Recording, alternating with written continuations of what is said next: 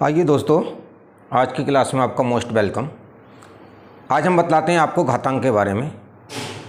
ये घातांक के कुछ बेसिक नियम हैं, उन्हें आप समझा देते हैं। देखिए, जैसे पहला सवाल है आपका x की घात m गुणा x की घात n बराबर क्या आएगा। यानी घातें अगर गुणा में होती हैं तो सीधी सी बात है, घातें जुड़ जाती हैं, घातों को जोड़ दिया जाता है। तो जैसे हम इसको लिख सकते हैं, इसका उत्तर हमारा आ सकता है x की पावर m और प्लस n, ये इसका आंसर हो जाएगा। इसी तरह से यदि घातांक जो हैं वो भाग में हैं, घातें अगर भाग में हैं तो भाग में घातें जो हैं वो घट जाती हैं। जैसे कि x की पावर m भाग x की पावर n, तो बराबर क्या कर देंगे, हम इसको कर सकते हैं x की पावर m और माइनस n, घातों को घटा देंगे, ये इसका आंसर हो जाएगा। अब जैसे ये संख्या आती है गुणा में x की पावर m और पूरे की पावर n, ये संख्या आई आपकी x की पावर m और पूरे की पावर n, इसका हम कैसे करेंगे, तो यानी कि गुणा है, तो गुणा तो हम इसको लिख सकते हैं बराबरी में, यानी कि x की पावर m और n, x की पावर m n, जो भी संख्याएं होंगी उन दोनों के आपस में मल्टीप्लाई यानी गुणा हो जाएगी। अब जैसे ये है x और y की पावर n, दोनों की पावर n है, तो ये n क्या है, यानी कि अंदर जितनी भी संख्या होती हैं ब्रैकेट के बाद में जितनी भी घात होती हैं वो अंदर वाली संख्याओं को सबको गुणा करती हैं। तो यहाँ पर x है और y है और पावर क्या है, n है, कोई भी संख्या हो सकती है। तो इसका मतलब ये हुआ कि ये n जो है x को भी गुणा करेगा और ये y को भी गुणा करेगा। तो इसका आंसर हो सकता है, इस तरीके से हम लिख सकते हैं x की पावर n और गुणा y की पावर भी n, ये इसका आंसर हो जाएगा।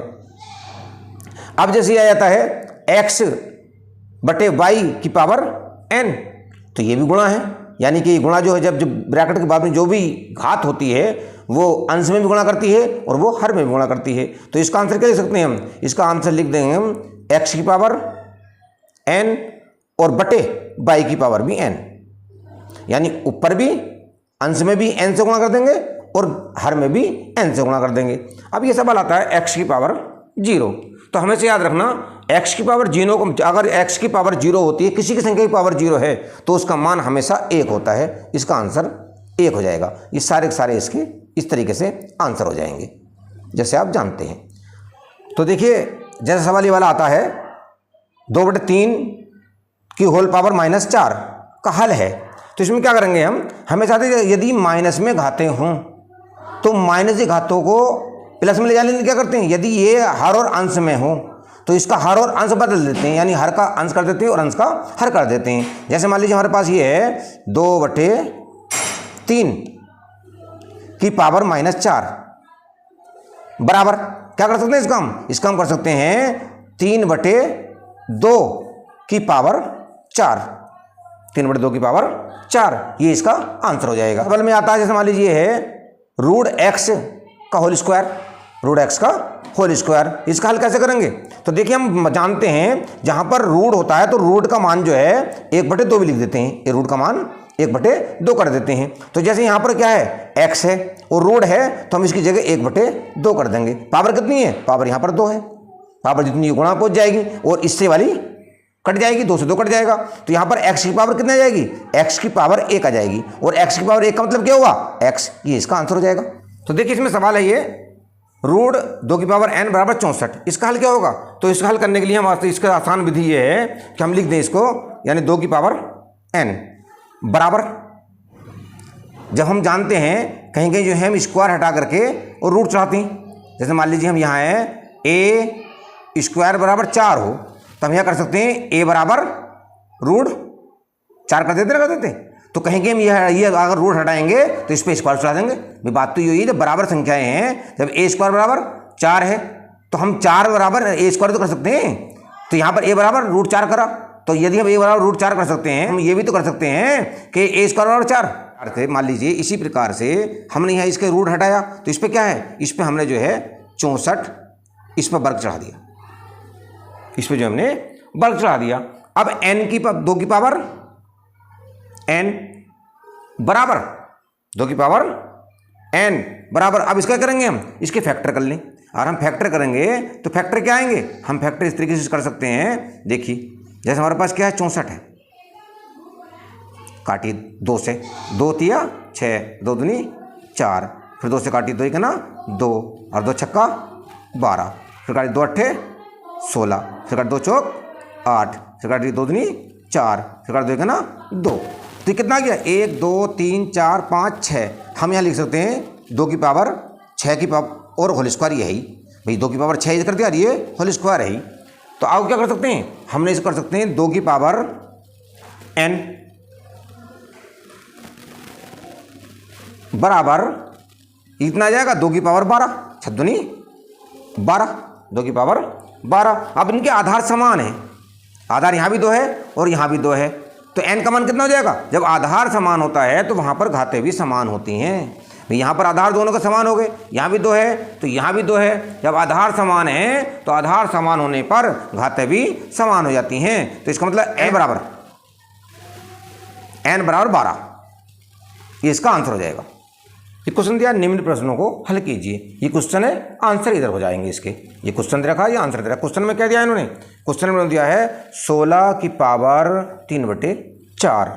तो इसका सॉल्यूशन क्या होगा, हम इसका सॉल्यूशन कर सकते हैं कि बराबर, देखिए 16 की पावर 3/4। तो इसको तोड़ने के लिए हम क्या करेंगे, बराबर 16 के फैक्टर करो, तो 16 के फैक्टर आ जाएंगे हमारे यहाँ पर 2 की पावर 4, 2 की पावर 4। भाई जब 16 के फैक्टर करोगे आप इस तरीके से, ये 2 अट्ठे 16, 2 चौक 8 और 2 दूनी 4, 2 का ना 2, तो 2 1 2 3 4, 2 की पावर 4। अब यहाँ पर क्या आया, गुणा 3/4 है, ये